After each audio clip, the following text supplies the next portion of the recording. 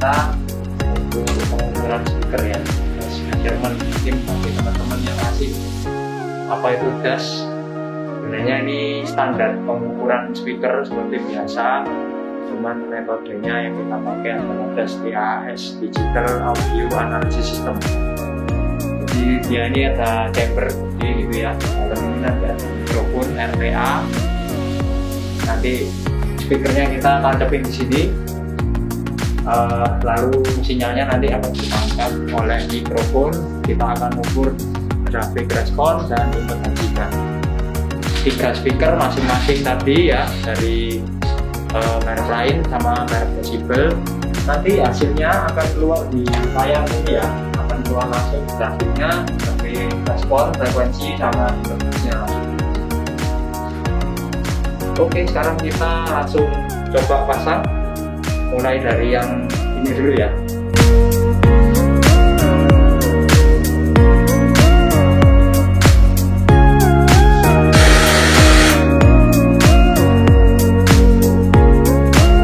Selanjutnya Decibel.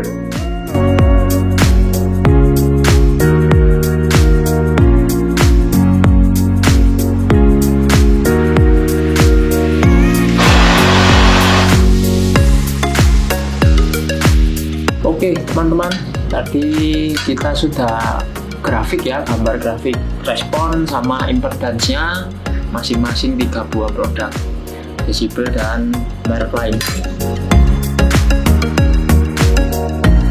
Dari grafik yang kita ukur, grafik respon frekuensi, itu kita melihat tadi untuk Decibel lebih stabil ya, antara driver 1, 2, dan 3 hampir sama grafiknya.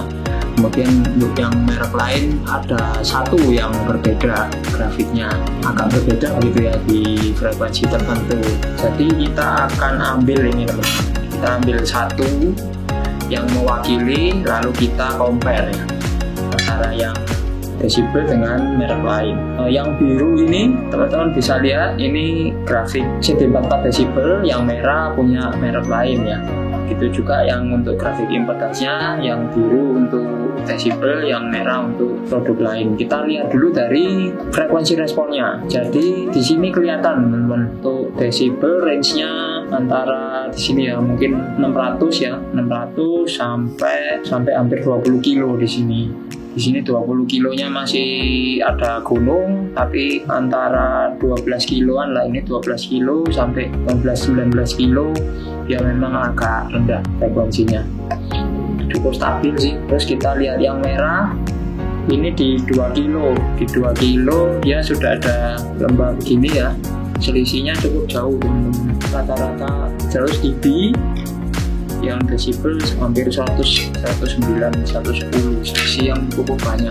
Kemudian kalau kita melihat high frekuensinya yang merah ini sekitar 13 kilo sudah roll off ya, dia turun gini ya. Yang Decibel masih oke sampai 20 kilo. Nah itu kalau kita ngomong frekuensi respon. Jadi dari sini kita melihat kalau untuk Decibel lebih bisa dibilang lebar ya frekuensinya. Jadi kalau menggandengkan dengan mid-nya atau woofer-nya itu lebih fleksibel ya.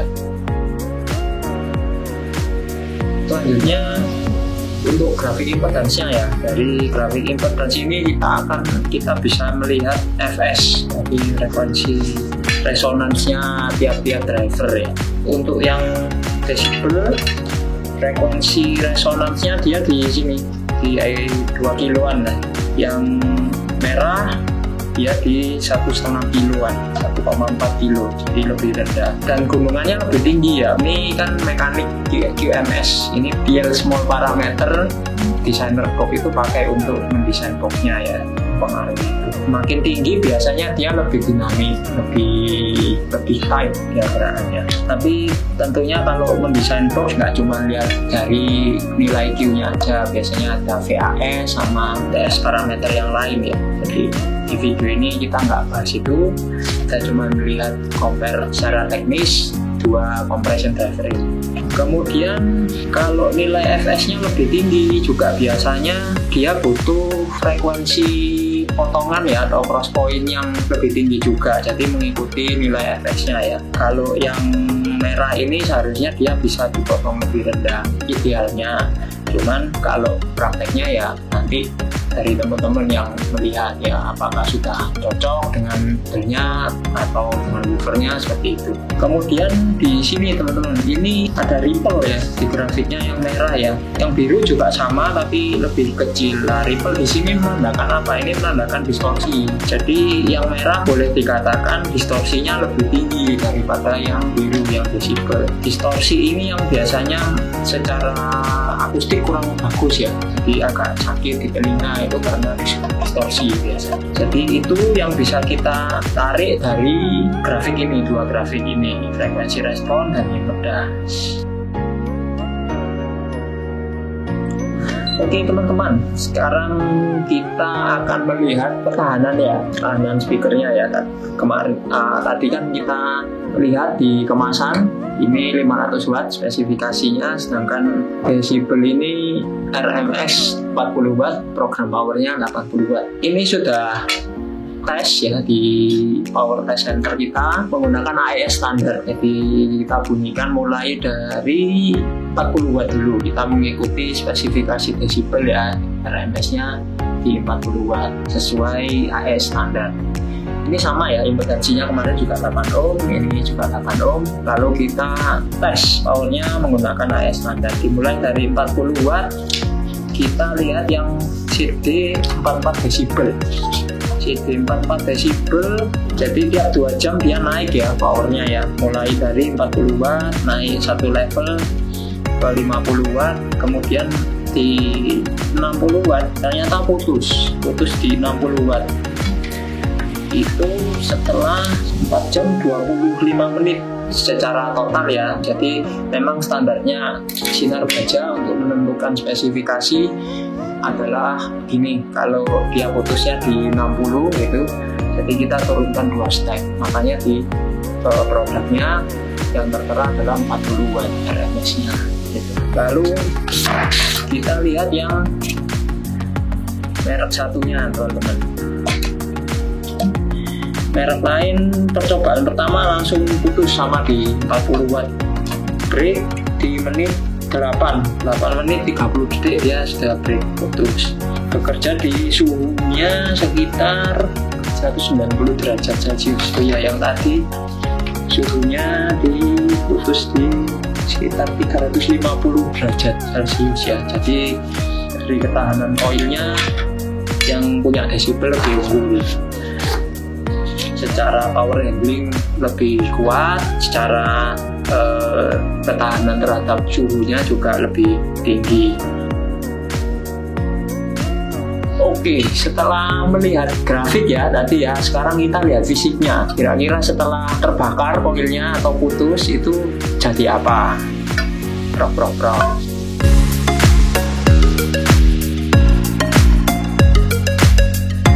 Yang desibel ya.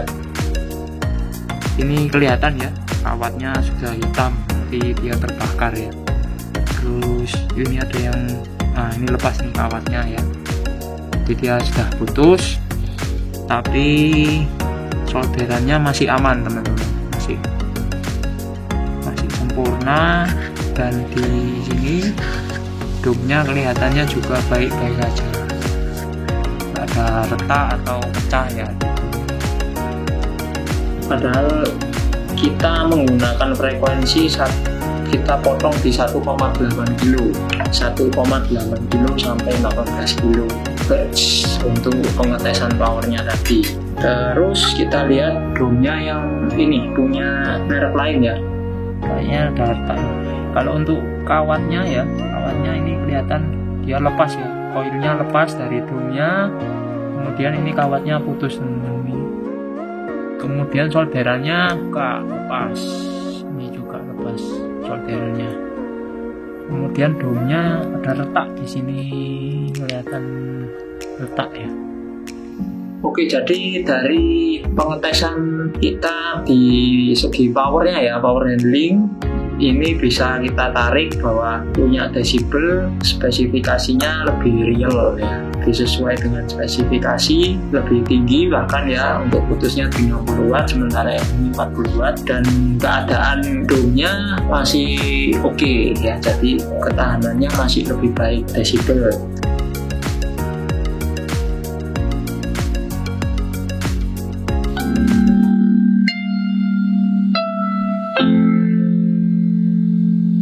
Andaikan dulu aku bicara, mungkin kau masih di sini. Memang salahku yang tak peduli akan isyarat darimu. Me, baby, I was still a child, didn't get the chance to feel the world around me. I had no time to choose what I chose to do, so go easy on me.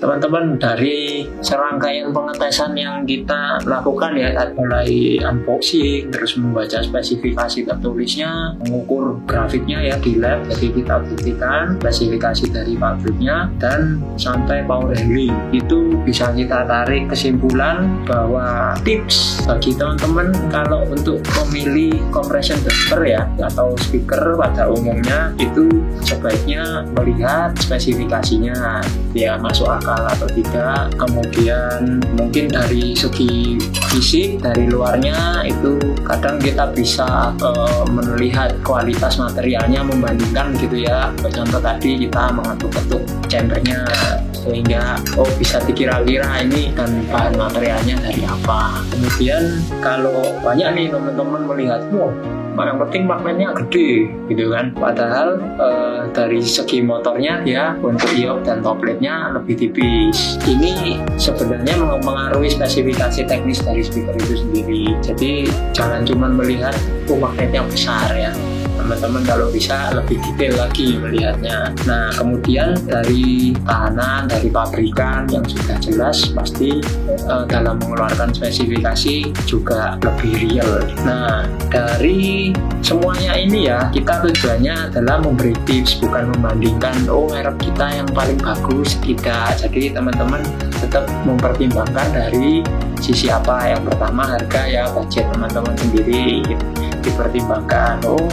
Mau beli yang murah tapi dengan kualitas seperti itu, atau mahalan sedikit tapi dapatnya kualitas lebih bagus. Tentu budget nomor satu yang jadi pertimbangan. Kemudian untuk suara ya, jadi tadi kita sempat bunyikan tapi tidak kita nilai karena suara ini selera dari teman-teman masing-masing ya, subjektif gitu kalau kita menilai. Jadi silakan teman-teman menilai sendiri atau boleh menulis di kolom komentar lebih suka suara yang seperti apa. Jadi pertimbangannya itu untuk memilih speaker. Jadi dari kami, dari video ini cuma bisa memberi referensi ya, bagi teman-teman dalam memilih sebuah speaker, khususnya tweeter compression driver. Oke, saya kira cukup video kali ini ya, konten kali ini. Apabila teman-teman punya masukan atau mereview produk-produk dari Sinar Baja, ACR, Decibel ya, yang lainnya atau Rime juga, boleh request di kolom komentar. Nanti permintaan yang terbanyak mungkin kita bisa bikinkan video reviewnya. Oke teman-teman, semoga video ini bisa bermanfaat bagi teman-teman ya. Jangan lupa like, komen, dan subscribe channel kami supaya lebih semangat lagi membuat kontennya. Sampai jumpa di video berikutnya.